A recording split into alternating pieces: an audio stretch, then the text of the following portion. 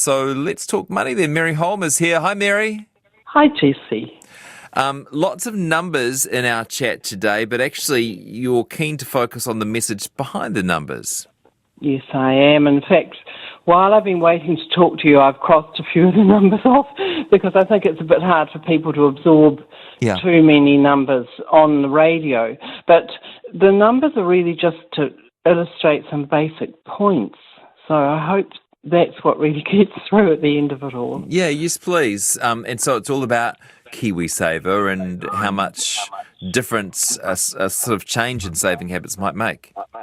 Yes, or saving in general. Some of them are about just, wherever you save, whether it's in KiwiSaver or elsewhere.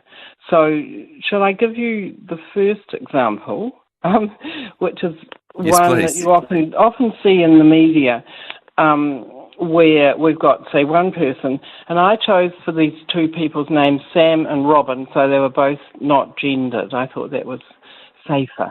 Great. Very 2022 of you, Mary. Thank you. Isn't it? Yes, yeah.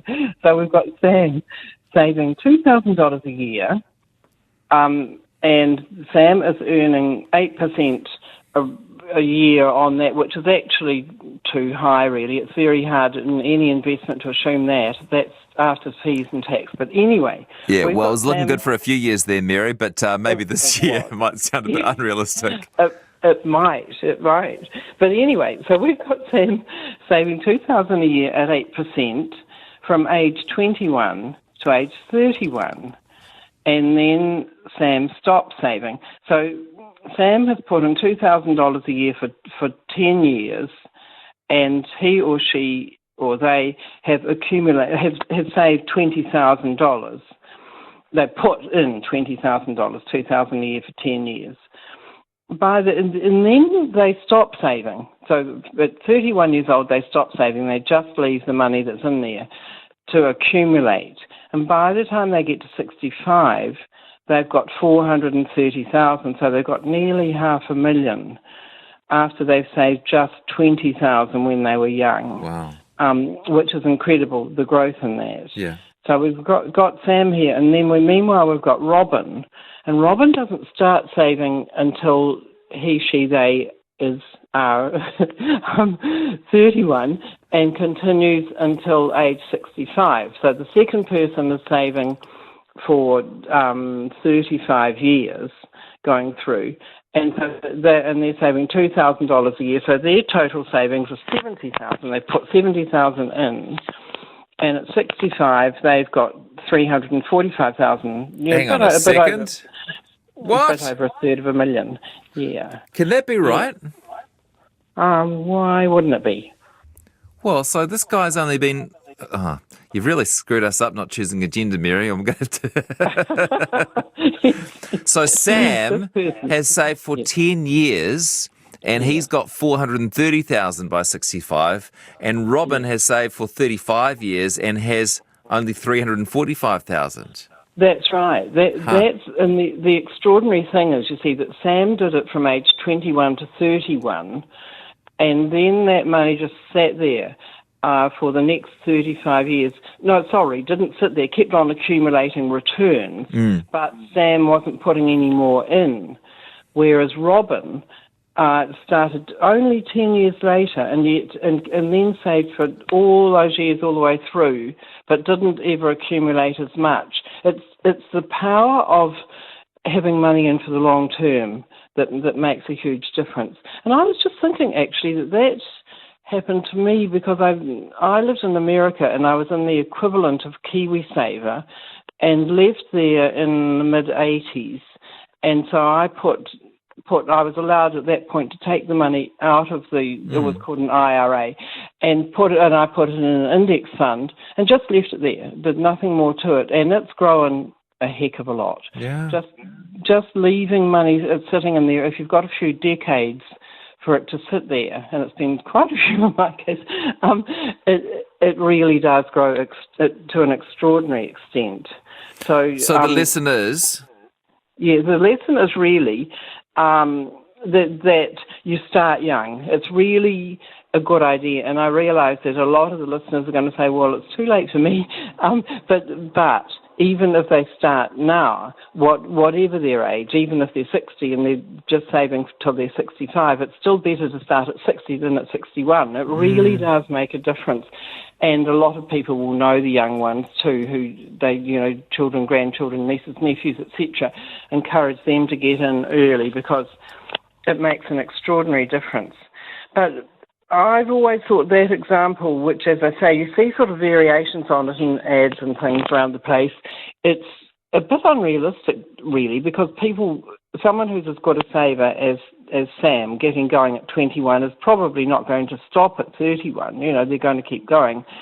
So I thought, let's look at some more realistic examples. And so I've got two more sets of examples here. One of them is people, the cost of delaying saving for just 2 years. So we've got an employee starting KiwiSaver at age 20, and over that period, they are contributing $3,600. That was in the calculation I put in. So they're putting in $3,600. If if they were in a balanced fund, they will have $73,000 more at 65 than if they delayed starting by just 2 years. So what we're saying is, over those 2 years, from age 20 to age 22, they put in $3,600, and that has gained them $73,000 more dollars at 65 than if they started at age 22. Yeah. That's, once again, it's that power of having money sitting around for a few decades. It makes such a difference. And that was assuming they were in a balanced fund. If they'd been in an aggressive fund, they would have $137,000 more, not 73,000 more in a balanced fund, $137,000 more in an aggressive fund. So there are two messages here. One is that you're putting in just $3,600, but it grows hugely if you've got quite a few decades to play with, and even more in an aggressive fund. So an aggressive fund is the highest risk category of KiwiSaver fund. There's balanced funds in the middle, and then there's growth funds and aggressive funds. Aggressive funds are typically all shares, really. I think another example, but I won't read through the numbers on that. That one is for someone doing it at 40 instead of 42. And the difference isn't as big, but it's still pretty big. So if you start now, as opposed to mucking around for 2 years, it's not that much more that you're putting in over a lifetime, but it's a heck of a lot more that you get out at the other end, if you follow me. Yeah, indeed.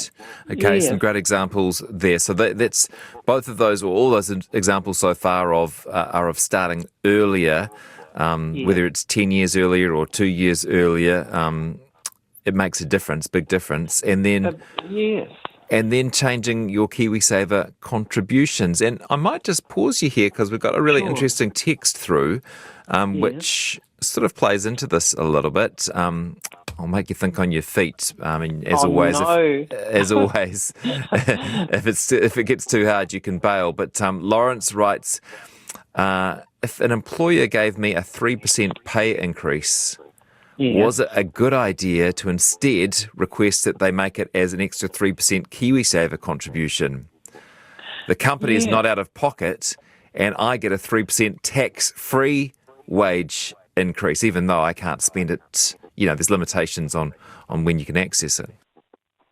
It wouldn't be tax-free, I don't think, because if it was an extra contribution from the employer contributions into KiwiSaver are taxed. So the tax is slightly different. Yes, they are. So if you're putting you put 3% of your pay in, and then the employer puts 3% of their pay in. That was a change that came under. I think it was the national government fairly early on in KiwiSaver so the employer contribution is taxed going in. Okay. Yeah. Thank you. So, but nonetheless, to the person who texted, it would still be, if they don't desperately need the money at the moment to be feeding starving children or something, a great idea to get it put into KiwiSaver anyway, because, what we're just saying, the growth over the years just makes so much difference. Yeah. Awesome.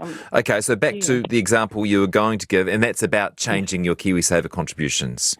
Yes, from 3% to 6%. So let's say we're in an aggressive fund, so the highest risk KiwiSaver fund, and we'll say that they're 20 years old and they're earning $40,000, and with 3% contributions, their KiwiSaver is going to grow to $900,000, fantastic, nearly $1 million. But if they increase their contributions to 6%, it'll be growing to over $1.3 million. So, more than close to $500,000 more they're going to get at retirement for increasing their contributions from 3 to 6. Now, some people can't afford to do that, but a lot of people can. They can afford to just up those contributions. And the same thing at 40 or 60 or whatever age you are. It's never as powerful. The younger you are, the better it is. But for anybody who can afford to increase their employee contributions, it just makes a heck of a big difference by the time you've got the money coming out at the other end. So it's, as I was saying to you in my note, here's how to get to $1 million in KiwiSaver. If you're 20, get in there, get into a high-risk fund and keep contributing ideally at 6%, and the chances are very good you'll have well over $1 million. Now, for many of those people, of course, they will be taking the money out to buy a first home at some point going through, which is also a totally legitimate thing to do financially and in other ways. But one way or another, if you're taking some of the money out of KiwiSaver and putting it in a home, then that's in a way going to contribute to having your $1 million of assets at retirement. But it's terrific all the way all these things work. It's just thinking about when I was 20 years old, or my first job. I think my first job I was getting paid $40,000, and man, every dollar counted. It would have been so hard to convince me to put aside 6% of my pay for this unimaginable time when I was going to be 65 years old. I know, it was never going to happen. Look, I agree, but there's one good thing about KiwiSaver, just basically that it is, most people these days are in, and at least they're getting the 3% coming out and building up without them putting a heck of a lot of thought into it, probably. But if you can encourage the young ones to put more in it from the very beginning, they just get totally used to not having quite so much money coming out every payday into their bank account, and they're going to end up with a whole lot more. As I say to people sometimes, if you encourage your children to do it, then hopefully by the time they retire, you're still alive and they can fund you on a wonderful big overseas trip or something like that. Just thanks, Mum and Dad, for encouraging me when I was 20, etc. But the main message from all of this is really don't delay starting and use aggressive funds unless you're going to be using the money within 10 years. It's a really good idea to be brave and go into those higher risk KiwiSaver funds and don't move, don't panic when the markets go down. Increase your contributions if you can. Now, have we got a minute more, Jesse? Yeah, we've got plenty of time. Go ahead. Have we? Oh, good. What I got nearly all of these numbers from is the KiwiSaver calculator on the Sorted website, which is it's actually a little bit of fun the way it works through. So you're putting in your current pay level and how much you're putting into KiwiSaver and what risk level you're at, etc. And you put your current pay in, and the calculator assumes you're going to get pay increases going through the years, sort of average level of pay increases. And first of all, it assumes that you retire at 65, and you're using your money up until you're 90 years old. As I've said many times before, at 90, most people find that New Zealand super is enough for them anyway, especially if they've already got their own home, or you can get a reverse mortgage at that stage, which we've talked about many times before. But the calculator, you can adjust the retirement age, and that's a kind of neat thing about it, that you can say, well, okay, let's assume starting that I retire at 65. Now let's see what happens if I retire at 67, and it helps you to realise how much difference that will make to how much you've got in retirement. It's surprising how, delaying retirement by a couple of years can make a big difference.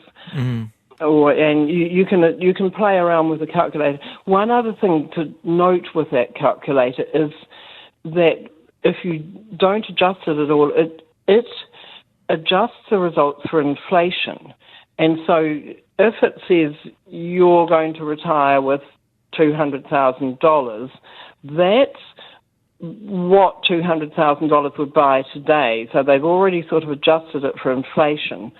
And I sometimes think that's a confusing way of thinking. So you can switch off the inflation adjuster. It's one of the little things you click on the tool, and then see what it would be without adjusting for inflation. So just be aware of that as you're playing around with it's the KiwiSaver calculator on Sorted, and it shows you how your money's, as a graph showing you how your money's growing, and then another graph with a line going down showing how you can spend your savings through retirement and how much you'll typically have per week to spend in retirement from your KiwiSaver money. Love it, Mary. Rob has got in touch. He says, Yeah. Mary, if I gifted my 20-year-old children $10,000 into their KiwiSaver now, would that be a great idea? Thanks, Rob. Yes. Fantastic, Rob. Yes, that's the sort of thing anyone can put extra into someone's KiwiSaver account whenever they want to, and absolutely, that will make a huge, big difference. So, Rob, as I say, then when they retire, you're still around and you're saying, hey, remember that $10,000 I gave you? That's worth $200,000 now, or whatever. How about you share it with me? Or maybe you don't do that. Here's another email we received actually before your session today. Yeah. So this person has sent in a copy of their deductions from 1972. Oh, yes. You've seen this. I started with 60 cents a day. I increased amounts over the years and retired at 67 in 2016 with several $100,000. Also, we were able to take amounts out after 15 years, which I did not, to mention. Would you like to do your best at explaining what's... Yeah, a lot of detail here, but I think he was just demonstrating how well he's done over the years by starting back in the 70s. Yes, and starting with a small amount. So, if you start by putting $5 or $10 extra a week, or, a month even, into KiwiSaver or into any other savings that you're doing, you might be saving for a car or something like that.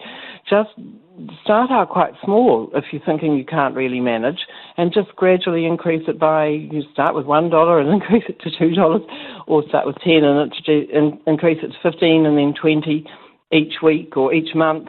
The power of doing that is incredible. And, but if you do these tiny little increments, you really don't notice the difference, and it works really well. One more. John says, could you ask Mary whether her calculations for the end result of KiwiSaver factors in any downturn... whether her calculations for the end result of KiwiSaver factors in any downturns like the ones we're having now, which will have a dramatic effect on the final payout amount, I would have thought.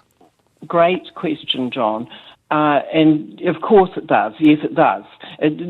How it does that is that the people that have set up the calculator look at the average returns in a KiwiSaver fund. What's been the average over 20 or 30 years? I know that's older than KiwiSaver, but they look at long-term data, and those averages take into account the fact that there will be downturns some years. So, and negative returns some years. Hey, and by the way, I was just looking yesterday at what's happened to the New Zealand share market, and just recently, and I don't think people realise, it went down through the year until about mid-June, and since mid-June, the NZX 50, the stock market index, has risen by 9% in less than 3 months. Yeah. It's 9% in less than 3 months. It's had an incredible recovery, and people just don't make much noise about that. There's always far more in the media about downturns than there are about recoveries, and that's not to say that will continue. It could go down again, but at the moment things are looking a lot better. We're recovering a lot of that downturn we had earlier this year, and in the long run we will, without a doubt, recover. Well done. And one more email, just because I like this one, from Kate in Christchurch. I'm a 1946 model, says Kate. Widowed. I live alone in my own home and with the forward planning typical of many baby boomers. Controversial comment, I know. I'm able to consider my KiwiSaver as an investment, most likely not needed by me for my financial existence. My question, what is your view of my feeling that I can consider KiwiSaver as a pretty reasonable investment fund, similar, say, to other investment funds in the marketplace? I am comfortable with the ups and downs of the share market scene. Absolutely, yes, certainly. It's a great place for people in retirement to park their money in KiwiSaver. And yes, she sounds as though she's got a great attitude to it. You can get it out whenever you want to, once you're 65 or over. So, yeah. Excellent idea. Yes. Great session today, Mary, and loads of emails and texts. A lot of people are asking which fund they should be in for a certain stage of life, and we have talked about that loads over the years, so I'd encourage them to go to the RNZ website, where or Mary's website, where it's pretty easily searchable, and you can find a conversation about which fund is right for me. But there's a Sorted website as well, have a similar article, right, Mary? Yeah, and yes, there's all sorts of stuff. My books are full of it. But I'll make a note of that. And so let's say sometime in the next couple of months we'll come back to it, because it is a sort of classic one we need to keep returning to. Nice one. So you and I can do it, yes. Thank you. Yeah. Good session with you today. Really appreciate it. Okay, thanks, Jessie. Bye. Mary Holm, personal finance expert.